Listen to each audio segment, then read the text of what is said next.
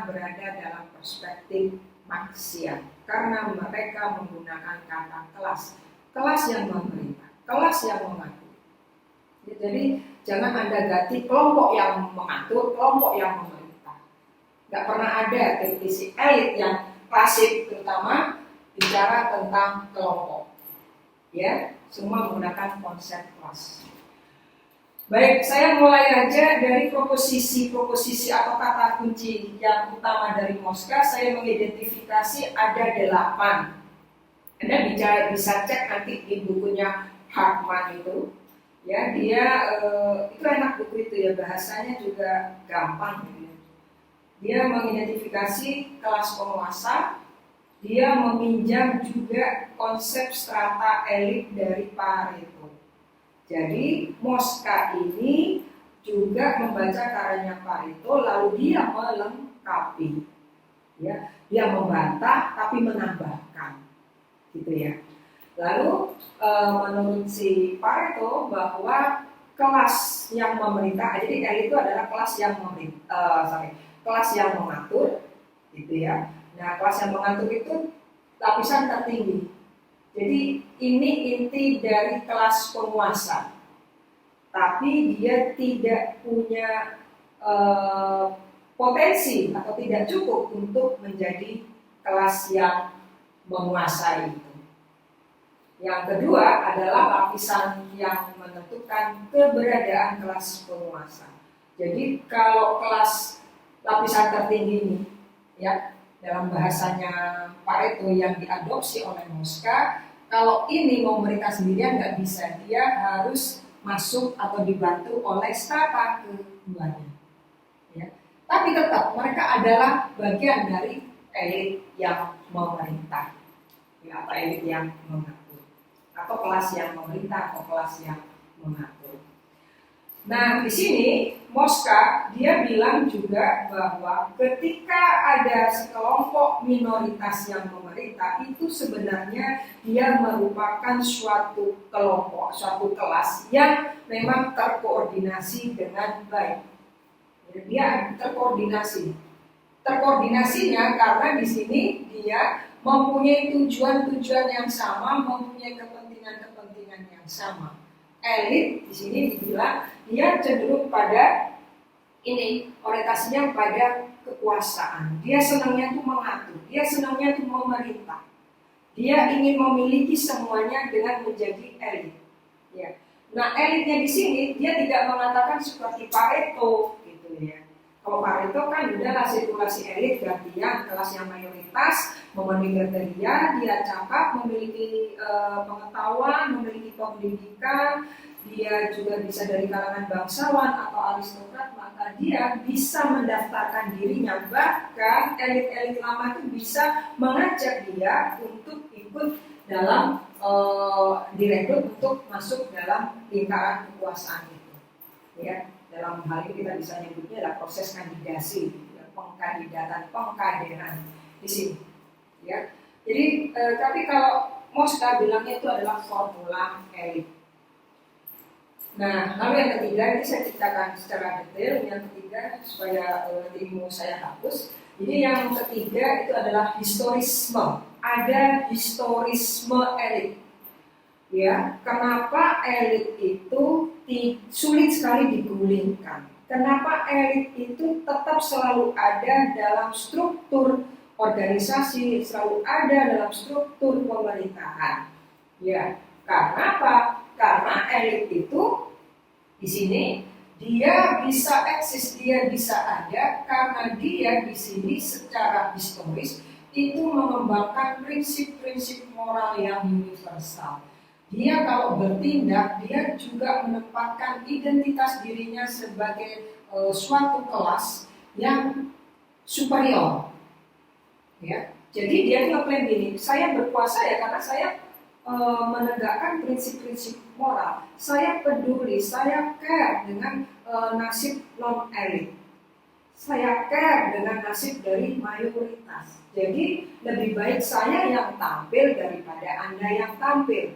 Tapi ketika saya tampil menjadi pemimpin, ya, memegang kekuasaan dan mengelola kekuasaan, menjalankan kekuasaan, itu saya sudah memperhatikan prinsip-prinsip moral yang universal. Dan saya mempunyai kerangka hukum, saya mempunyai basis legitimasi untuk menjadi elit. Di sini kata kuncinya, prinsip moral universal dan hukum. Saya bisa menjadi elit karena saya adalah berbeda dengan Anda. Saya bisa memerintah, saya memegang kekuasaan karena saya berbeda dengan Anda. Ini superioritas. Superioritas dalam kategori Simoska ini nanti menunjuk pada ini. Tingkat peradaban, ya, tingkat peradaban yang dan karakteristik dari suatu komunitas yang menentukan superioritasnya elit itu, ya. Semakin tinggi tingkat peradaban suatu masyarakat, ya, maka dia nanti dianggap bisa mendukung demokrasi, dan itu juga bisa dianggap sebagai bentuk responsivitas kelas penguasa terhadap perubahan sosial. Ya. Nah, ini tadi saya sudah menyinggung, di sini menentukan.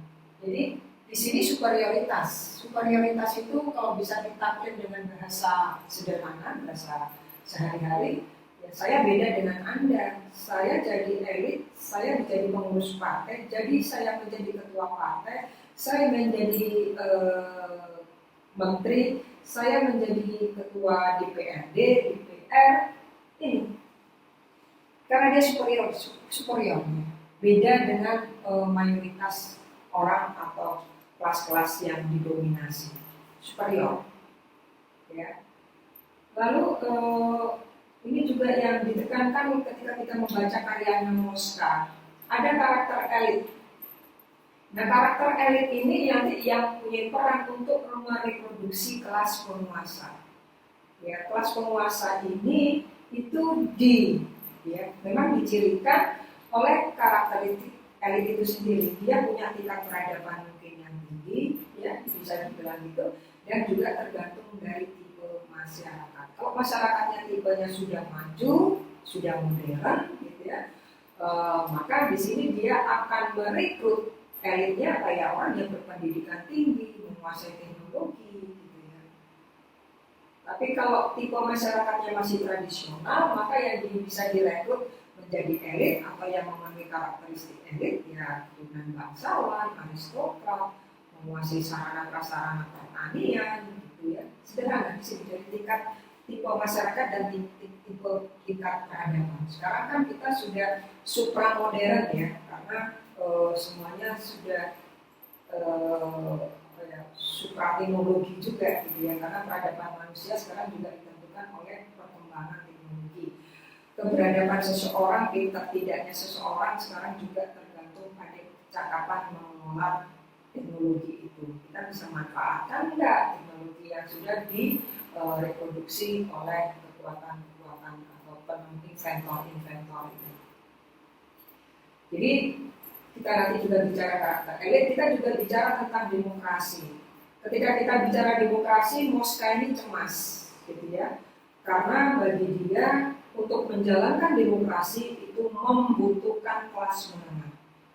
Keberadaan kelas menengah sangat dibutuhkan untuk terwujudnya demokrasi. Tapi kalau kelas menengahnya merosot, kelas menengahnya konsumtif, maka rezim di negara demokrasi itu bisa berubah menjadi kediktatoran plutokrat atau menjadi kediktatoran birokratis. Jadi nanti yang berkuasa semua yang birokrasi, gitu ya, karena di sini kedaulatan rakyat sudah hilang. Nah, ini juga nanti dibaca oleh Michel. Jadi, ya, jadi lagi, gitu ya. Pareto direspon Mosca, Mosca direspon Michel. Jadi mereka ini membaca karya masing-masing. Jadi membaca, mengevaluasi, lalu memperbaiki, menyempurnakan, menambahkan, gitu ya, argumentasi yang bisa menjelaskan problem-problem real yang ada di suatu negara. Karena ketika Pareto misalnya menulis tentang governing elite, sebenarnya dia melihat sebenarnya siapa sih yang memerintah, gitu. Kok ada elit yang memerintah, ada elit yang tidak memerintah, ada elit yang mengatur, ada elit yang tidak mengatur. Tapi dia kategorinya elit, dapat fasilitas negara, gitu ya. Posisinya dibedakan, dihormati, disegani, kayak gitu ya ini. Jadi dengan perkembangan di Italia saat itu seperti itu. Mosca menyempurnakan konsep governing elite, karena begini bukan governing elite Mosca Pareto, tapi itu the ruling class. Kalau kamu bilang ada elit yang memerintah dan ada elit yang tidak memerintah, ya sama masyarakat. Tapi bagi saya ini adalah sama, itu adalah the ruling class. Kalau mereka bisa menggunakan kekuasaannya untuk kepentingannya dia sendiri dan juga untuk kepentingan rakyat, maka itulah the ruling class. Jadi the ruling class dalam konsep Mosca itu lebih netral ya, lebih tidak berprasangka, karena di sini perubahan sosial, perubahan politik, ya itu juga dipengaruhi oleh elit. Jadi elit ini yang memotori ya terjadinya perubahan dan dia merespon perubahan. Karena apa?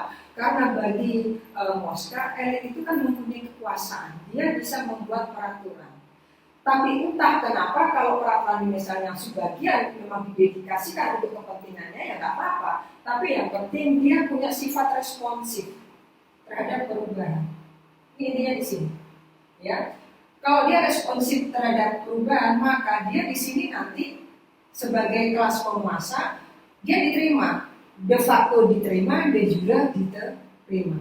Secara hukum diterima, secara realitas dia diterima karena dia mendukung perubahan dan dia juga bisa peduli terhadap kepentingan rakyat yang dikuasai. Karena di sini apa dia yang bagus dari konsep Pareto Mosca ini karena ini dia memerintah itu berdasar prinsip-prinsip moral. Dia selalu ada dasar hukumnya. Ini sebagai dasar bagi elit yang memerintah untuk memperoleh legitimasi.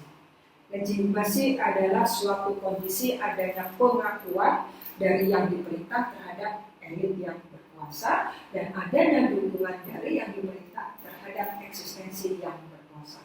Konsep legitimasi sekarang basisnya adalah pada pemilu. Jadi pemilu atau pemilihan pemimpin, ya pemilihan ini adalah menjadi dasar legitimasi. Kalau tidak ada pemilihan, tidak ada pemilihan elit, tidak ada pemilihan pejabat, tidak ada pemilihan pemimpin, maka basis legitimasinya secara hukum lemah. Ini juga dieksplor oleh si Mosca.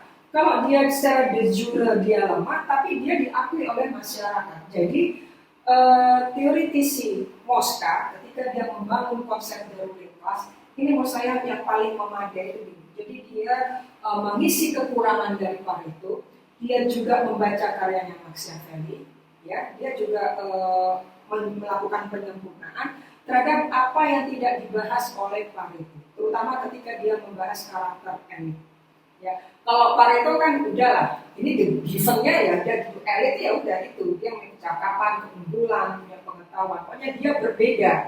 Ciri-cirinya berbeda, karakteristiknya berbeda, gaya hidupnya berbeda. Jadi pokoknya itu adalah governing elite. Ada governing elite yang memerintah, tapi ada elite yang tidak memerintah. Tapi konsepnya adalah governing elite. Ya. Tapi kalau Mosca lebih lengkap, karena dia di sini. Ya.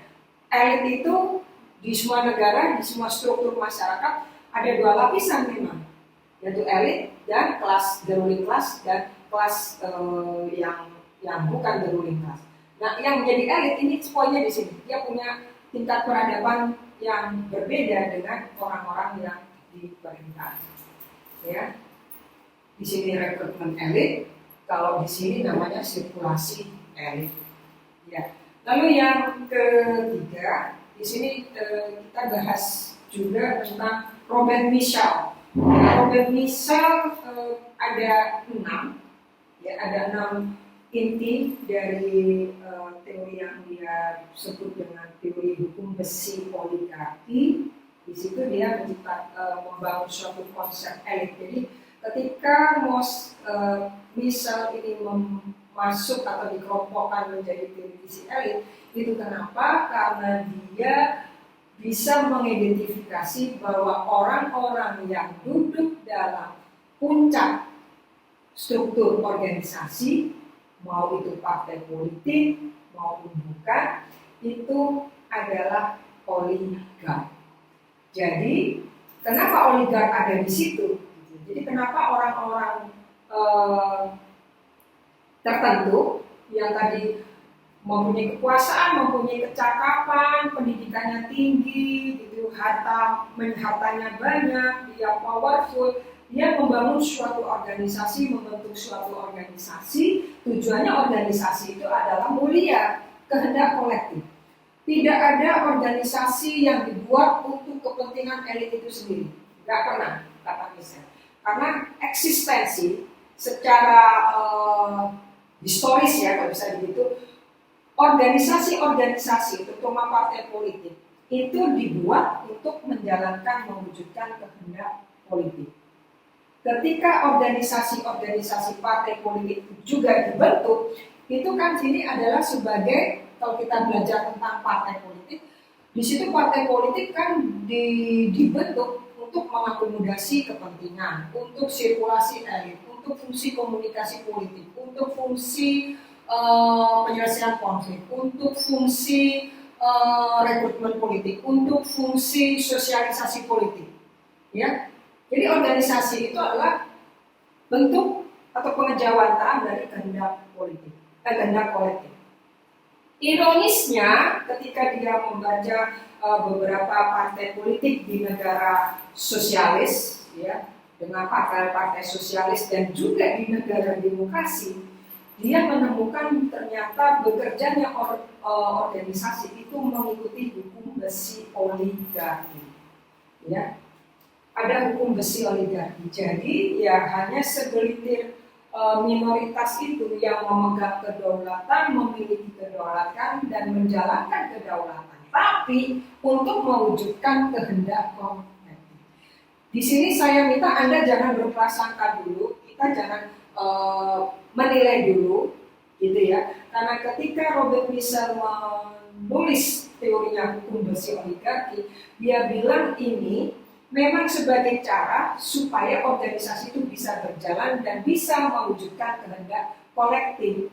Jadi organisasi untuk menciptakan organisasi itu dibentuk untuk manifestasi atau pengejawantahan kehendak kolektif, tapi dia dibentuk untuk mengakomodasi kehendak-kehendak kolektif atau kepentingan-kepentingan kolektif, kepentingan-kepentingan masyarakat atau orang-orang yang menjadi anggota dari organisasi itu. Jadi ini jangan dilihat oligarkinya ya.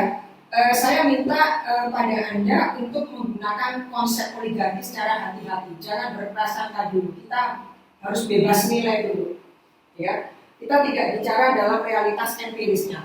Kalau Tom Michel bicara tentang realitas empiris oligark itu karena dia untuk merespon Mosca dan Pareto juga. Dan Max Weber. Karena Max Weber saat itu dia ketika membangun konsep rasionalitas politik yang terbentuk itu menjadi birokrasi, itu memang menjadi instrumen andalan dari kelas yang memerintah. Gitu ya.